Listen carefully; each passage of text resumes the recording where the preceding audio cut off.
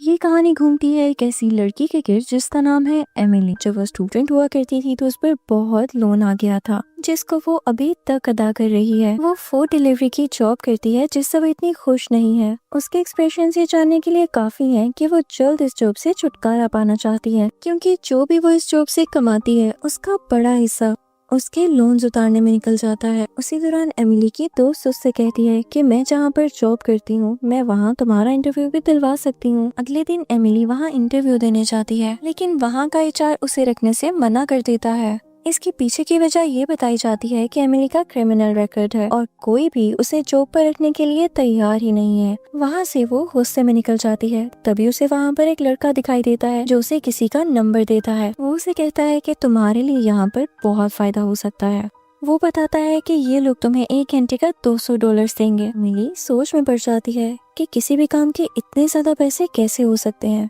Emily उस number पर message करती है और जल्दी उसे रिप्लाई भी आ जाता है। अगली सुबह वो उस लड़के से मिलने जाती है। वो देखती है कि यहाँ पर तो और भी लोग मौजूद हैं। पता चलता है कि ये लड़का जिसका नाम यूसुफ है बहुत बड़ा स्कैमर है। इसका इनफैक्ट काम ये है कि लोगों के क्रेडिट कार्ड डिटेल्स को चोरी करके ये फेक कार्ड्स में बदलता है। उनकी इन्फॉर्मेशन को यूज करके बड़ी बड़ी चोरियां करता है और इस काम में ये बहुत आगे निकल चुका है। वो अब यहाँ पर मौजूद लोगों को बताने लगता है कि तुम लोगों का काम सिर्फ इतना है कि तुम लोगों ने इस फेक कार्ड के जरिए बहुत बड़े बड़े शॉपिंग मॉल्स या बहुत बड़े ब्रांड से बहुत महंगी चीजें चुरानी है, और जब वो चीज तुम लोगों में लाकर दे दोगी तो उसके बदले में तुम लोगों को बहुत अच्छा प्रॉफिट मिलेगा। क्योंकि काम बिल्कुल अच्छा नहीं था, इलीगल था, तो एमिली घबरा जाती है कि अगर मैं पकड़ी गई तो क्या होगा। किसी का भी कार्ड यूज करो तो उस यूजर को नोटिफिकेशन जाती है जो क्रेडिट कार्ड का असली मालिक होता है, तो इस वजह से एमिली की जान को भी खतरा हो सकता था। और एक और बात, जब भी आप किसी बड़ी जगह से शॉपिंग करते हैं तो आपकी आइडेंटिटी जरूर मांगते हैं या एटलीस्ट आपका फोन नंबर। और अगर यहाँ भी एमिली फेल हो गई तो क्या करेगी। तभी यूसुफ उससे कहता है कि घबराने की कोई जरूरत नहीं है, मैंने तुम्हारा फेक आईडी कार्ड तैयार करवा दिया है, तुम बस अब काम पर ध्यान दो। एमिली इस काम से इतनी ज्यादा सेटिस्फाइड तो नहीं लग रही थी, लेकिन क्योंकि उसे अपना लोन उतारना था तो वो मान जाती है।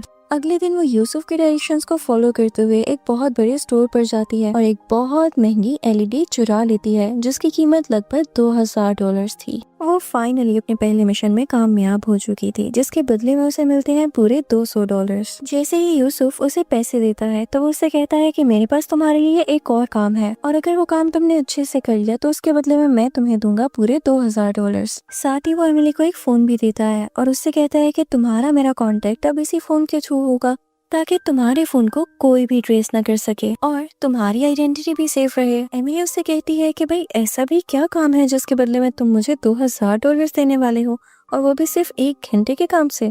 यूसुफ उससे कहता है कि घबराओ नहीं, मैं तुम्हें जल्द बता दूंगा। अब जैसे कि मैंने आपको पहले बताया कि यूसुफ का ब्लैक बिजनेस किस तरह से काम करता था। यूसुफ लोगों के क्रेडिट कार्ड इन्फॉर्मेशन को चोरी करके फेक क्रेडिट कार्ड्स और आईडी कार्ड्स बनवाता। उसने कुछ लोग हायर कर रखे थे, एमिली जैसे ही मजबूर लोग जो उसके पास पैसों के लिए काम करते, और यूसुफ ने जो चुराने को कहता वो उसके लिए चुरा कर लाते जिसके बदले में उन्हें प्रॉफिट मिलता। सोचें, जो इंसान किसी को $200 प्रॉफिट दे सकता है तो वो खुद के लिए कितने ज्यादा पैसे रखता होगा। जो भी सामान चोरी होके आता यूसुफ उसे चोरी के माल में बेच देता और अच्छे खासे पैसे बना लेता। अब एमिली यूसुफ के मैसेज का इंतजार करने लगती है। काफी वक्त गुजर जाता है लेकिन यूसुफ का कोई मैसेज नहीं आता।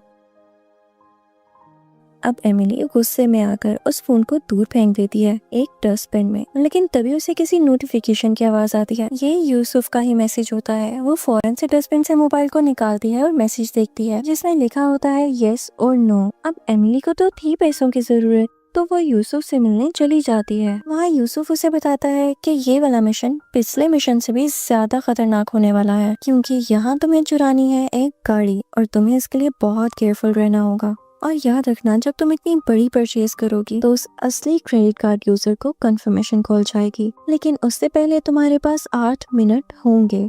तुम्हें सब कुछ उन्हीं 8 मिनट में रैप करना है, यानी तुम गाड़ी परचेज करने के 8 मिनट के अंदर अंदर वहाँ से निकल जाना, वरना तुम पकड़ी जा सकती हो। एमिली इस चैलेंज को एक्सेप्ट करते हुए गाड़ी खरीदने चली जाती है, पर जब वो वहाँ पर गाड़ी खरीद रही होती है तो वहाँ का मैनेजर नोट करता है कि ये लड़की तो गाड़ी की किसी भी डिटेल में कोई इंटरेस्ट ले ही नहीं रही है। उसको इस बात से शक होने लगता है कि भाई जिस इंसान के इतने पैसे लग रहे हो वो कुछ ना कुछ तो इंटरेस्ट शो करेगा। खैर एमिली वहाँ से गाड़ी लेके बाहर आ जाती है, पर उस मैनेजर को तो शक हो चुका था, वो भी उसके पीछे पीछे आता है। जैसे ही एमिली गाड़ी स्टार्ट करके वहाँ से निकलने वाली होती है तो मैनेजर को उसी क्रेडिट कार्ड यूजर की कॉल आती है कि मैंने तो इतनी बड़ी ट्रांजैक्शन की ही नहीं। तभी मैनेजर एमिली को बालों से पकड़ के गाड़ी से निकालने की कोशिश करता है, लेकिन एमिली भी यहाँ पे बहुत तेजी से काम दिखा रही होती है, उसको धक्का दे देती है, पर मैनेजर भी उसके नाक पर हिट करता है जिससे उसकी नाक से खून आने लगता है। एमिली गाड़ी लेके तो यहाँ से निकल जाती है, लेकिन वो बहुत गुस्से में होती है और आते ही यूसुफ की तरफ चाबियां फेंकती है कि ये लो तुम्हारी गाड़ी में ले आई हूँ,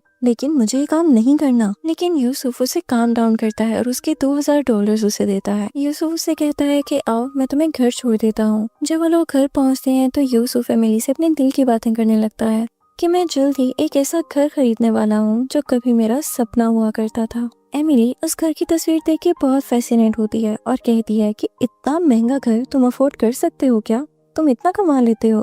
तो यूसुफ उससे कहता है कि तुम्हारी सोच से भी ज्यादा पैसा है इस काम में। एमिली भी यूसुफ के काम में इंटरेस्ट शो करती है, तो यूसुफ उससे कहता है कि चलो ठीक है मैं तुम्हें भी सिखा देता हूँ। यूसुफ ऐसा सिर्फ इस वजह से कर रहा था क्योंकि वो एमिली को पसंद करने लगा था और वो उसकी किसी भी बात का इनकार नहीं करना चाहता था। यूसुफ उसे एक ऐसे सीक्रेट रूम में लेके जाता है जहाँ पे उसका सारा सामान पड़ा हुआ था और एक ऐसी प्रिंटिंग मशीन भी जो फेक क्रेडिट कार्ड्स को प्रिंट करती थी। वो उस मशीन को एमिली को दे देता है और उसे उसके बारे में सारी डिटेल्स देता है कि किस तरह से तुमने कार्ड्स को प्रिंट करना है। एमिली बहुत जल्द कार्ड बनाना सीख लेती है, लेकिन साथ ही साथ यूसुफ उसे कुछ चीजों के बारे में वार्न करता है कि इस कार्ड से तुम अपने पर्सनल यूज के लिए कोई भी चीज नहीं ले सकती हो, यानी जिससे ये शो हो कि तुम्हें ये चीज पसंद थी और वो तुम्हारे पास से ही निकले। ना तुम इस कार्ड से एटीएम यूज कर सकती हो और बहुत ही लिमिटेड शॉपिंग मॉल से शॉपिंग कर सकती हो। एमिली उस प्रिंटिंग मशीन को अपने घर ले आती है और उस पर काम करने लगती है। देखते ही देखते वो बहुत से कार्ड्स प्रिंट कर लेती है और अब वो भी इस काम में एक्सपर्ट होने लगी थी। वो बहुत सी चीजें खरीदती है और उन्हें उन लोगों तक बेच देती है जो चोरी का सामान खरीदते हैं और इसके बदले में वो ढेर सारा प्रॉफिट अर्न करती है। वो ये बात यूसुफ को भी जाके बताती है, तो यूसुफ उससे कहता है कि तुम एक सही लड़की हो, हमें साथ मिलकर काम करना चाहिए। पर तभी वहाँ पे यूसुफ का एक दोस्त आ जाता है जो एमिली को देख के काफी अजीब रिएक्ट करता है और यूसुफ को अपने साथ दूसरे रूम में ले जाता है। तभी दूसरे सीन में हम देखते हैं कि एमिली अपनी एक दोस्त से मिल रही है। उसकी दोस्त उससे कहती है कि मैं कुछ टाइम के लिए बाहर जा रही हूँ और मेरा डॉग घर पर अकेला है, तो मुझे अच्छा लगेगा अगर तुम उसके पास जाके थोड़ा टाइम बिता लिया करना। उसके बाद एमिली घर आ जाती है। तभी उसे एक डीलर का फोन कॉल आता है कि मुझे इस जगह पर मिलो, उसे किसी सामान की जरूरत होती है। तो एमिली उससे मिलने जाती है, लेकिन बहुत ज्यादा इंतजार करने के बाद भी वहाँ पर कोई नहीं आता, तो एमिली वापस अपने घर आ जाती है। जैसे वो अपने घर की सीढ़ियाँ चढ़ रही होती है तो पीछे से ही एक आदमी आता है जो उसे रुकने का कहता है, लेकिन एमिली को पता चल जाता है कि आदमी ठीक नहीं। वो फौरन से अपने घर का दरवाजा बंद करने लगती है। तभी वो आदमी उस पर हिट करके और उस पर जोर जबरदस्ती करके घर का दरवाजा भी खोल के अंदर आ जाता है। उसके साथ एक औरत होती है, शायद उसकी वाइफ हो। ये वही डीलर था जो एमिली को मिलने के लिए बुला रहा था, लेकिन इसके पीछे कोई और ही वजह थी। वो दरअसल एमिली का सारा पैसा लूटना चाहता था। वो एमिली के गर्दन पर चाकू रखता है और उसे कहता है कि मुझे अपना सारा पैसा दे दो। एमिली डरकर उसे सब कुछ बता देती है कि अब तक जो उसने पैसे कमाए वो उसने कहाँ रखे हैं। वो डीलर सारा का सारा पैसा उड़ा के निकल जाता है। अब एमिली यहाँ पे परेशान हाल खड़ी है। वो बहुत शौक में है कि अब तक उसने इतनी मेहनत की, लेकिन उसके हाथ में अब एक भी पैसा नहीं है। वो गुस्से से नीचे जाती है। वो उस डीलर की गाड़ी के पास जाती है और उसे इलेक्ट्रिकल शॉक देती है, जिससे वो कुछ टाइम के लिए अनकॉन्शियस हो जाता है। उस डीलर की जो साथ लड़की होती है वो घबरा जाती है और एमिली के ब्लैकमेल करने पर उसका सारा पैसा उसे वापस कर देती है। उसके बाद हम देखते हैं कि एमिली की दोस्त जो बाहर किसी काम से गई थी वो भी वापस लौट चुकी है। वो अपने घर एक पार्टी रखती है। एमिली उस पार्टी में जाती है और साथ में यूसुफ को भी इनवाइट करती है। दोनों यहाँ पर एक दूसरे से अपने प्यार की कन्फेशन करते हैं, यानी अब ऑफिशियली दोनों एक दूसरे को पसंद भी करते थे और दोनों ये बात जानते भी थे। यहाँ से वापसी पर यूसुफ एमिली को अपने उसी घर में ले आता है जो उसका ड्रीम हाउस था और वो उसे खरीदना चाह रहा था। यहाँ एमिली यूसुफ की माँ से भी मिलती है, पर तभी यहाँ पर यूसुफ का वो कजन भी आ जाता है जिसने एमिली को देख के काफी अजीब रिएक्शन दिया था। वो यूसुफ की माँ से कहता है कि एमिली ने काम ठीक से नहीं किया, जैसे कि इसको इंस्ट्रक्शन दी गई थी कि एक ही स्टोर से बार बार शॉपिंग नहीं करनी, लेकिन इसने फिर भी वैसा किया। अब वहाँ की सीसीटीवी में इसकी फुटेज है और अगर ये पकड़ी गई ना तो हम सब भी नहीं बच पाएंगे। पर यहाँ एमिली गुस्से में आ जाती है और कहती है कि मुझे मेरा काम करने से कोई नहीं रोक सकता, मैं सब मुश्किलों से लड़ लूंगी। यूसुफ एमिली से कहता है कि तुम्हें घबराने की कोई जरूरत नहीं है, तुम कब तक जॉब्स के पीछे यूं ही फिरती रहोगी। मैंने इतना पैसा इसलिए तो नहीं कमाया कि मैं अपनी ड्रीम गर्ल के साथ अपनी लाइफ सुकून से जी ना सकूं। मैंने अब तक बहुत पैसा कमा लिया है जो कि मेरे और मेरे कजिन के ज्वाइंट अकाउंट में है। मैं वो सारा का सारा पैसा लेके ये शहर छोड़ के हमेशा के लिए तुम्हारे साथ किसी ऐसी जगह जाऊंगा जहाँ पर मैं ये काम दोबारा ना करूँ और मैं तुम्हारे साथ बहुत खुश रहना चाहता हूँ। वो एमिली को ऐसी जगह पर लेकर जाता है जहाँ पर उसने पैसे संभाल रखे हैं जो कि कैश फॉर्म में थे, लेकिन वहाँ जाकर देखता है कि सारे के सारे पैसे गायब हैं, यानी यूसुफ के कजन ने उसे धोखा दे दिया था। वो दोनों यहाँ पे काफी शौक में आ जाते हैं। यूसुफ एमिली से कहता है कि जिंदगी तो मैंने तुम्हारे साथ जीनी ही है, लेकिन पैसे के बगैर कुछ नहीं होता। मुझे एक बार फिर से काम शुरू करना होगा और जैसे ही मेरे पास इनफ सेविंग हो जाएगी तो मैं ये काम छोड़ दूंगा। लेकिन एमिली कहती है कि यूसुफ उन सब पैसों का क्या जो तुमने इतना टाइम लगाकर कमाए, हमें तुम्हारे कजन के घर जाना होगा और उससे अपनी रकम वापस लेकर आनी होगी। यूसुफ उससे कहता है कि बेशक वो मेरा कजन है, लेकिन वो बहुत खतरनाक इंसान है। अगर वो मुझे धोखा दे सकता है तो वो ये भी भूल सकता है कि मैं उसका कजन हूँ और मेरी और तुम्हारी जान को भी खतरा हो सकता है। पर एमिली पीछे नहीं हटती, वो कुछ जरूरी सामान रखती है और यूसुफ को लेकर उसके घर के बाहर जाती है। यहाँ यूसुफ एमिली से पूछने की हिम्मत कर ही लेता है कि आखिर वो ऐसा कौन सा केस है जिसकी बेस पर तुम्हें कोई जॉब ही नहीं मिलती। तो एमिली बताती है कि मेरा एक बॉयफ्रेंड था जिसके साथ मेरा एक आर्ग्यूमेंट हुआ था। मैंने उसके गले पर एक नुकीली चीज रखी थी और मैंने उसे कहा था कि मैं तुम्हें जान से मारने लगी हूँ। मैंने ऐसा इस वजह से किया कि वो मुझसे डर जाए और मुझसे माफी मांग ले, लेकिन उसने ऐसा नहीं किया। उसने खुद को मुझसे छुड़ाकर पुलिस में केस कर दिया और तब से लेकर अब तक मैं क्रिमिनल ही काउंट होती आ रही हूँ। तभी वो लोग उस घर का दरवाजा नॉक करते हैं। दरवाजा खोलने पर एमिली कहती है कि मैं फूड डिलीवरी के लिए आई हूँ। वो यूसुफ का कजन नहीं कोई और आदमी था। एमिली उसे भी इलेक्ट्रिकल शॉक देती है जिसकी वजह से वो कुछ टाइम के लिए अनकॉन्शियस हो जाता है। फिर वो दोनों उसे गाड़ी की डिक्की में बंद कर देते हैं और उससे पूछते हैं कि अंदर कितने लोग हैं।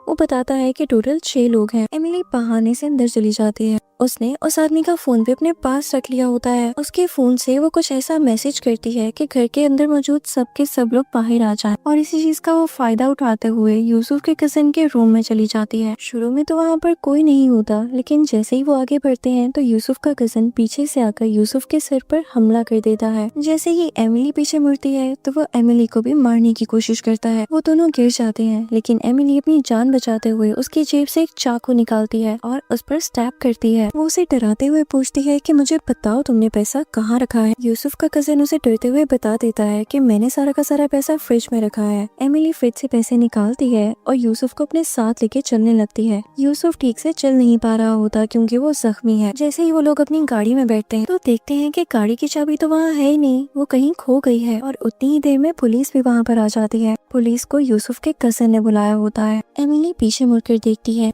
वो जानती थी कि ना तो उसके पास इतना टाइम है कि वो यूसुफ को अपने साथ लंगड़ाते हुए लेकर चल सके और ना ही वो कोई और सोल्यूशन निकाल सकती है और ना ही वो ये चाहती है कि वो पकड़ी जाए। तो वो गाड़ी में से सारे पैसे उठाती है और अकेली ही भाग जाती है। पुलिस आकर यूसुफ को पकड़ लेती है और एमिली के घर पर भी रेड करती है, लेकिन एमिली के घर में कुछ भी नहीं मिलता क्योंकि तब तक एमिली जा चुकी होती है ये पूरा का पूरा मुल्क ही छोड़कर। वो साउथ अमेरिका शिफ्ट हो चुकी थी जहाँ पर वो एक लग्जरियस लाइफ जी रही है। उसने अपना ड्रीम कार और ड्रीम हाउस ले लिया है जिसके वो हमेशा से सपने देखा करती थी। आज वो उसी मुकाम पर है जहाँ कभी यूसुफ था। आज वो उसी तरह से लोगों को स्कैम करना सिखा रही है जिस तरह यूसुफ ने उसे सिखाया। और इसी के साथ ये मूवी यहीं पर एंड हो जाती है।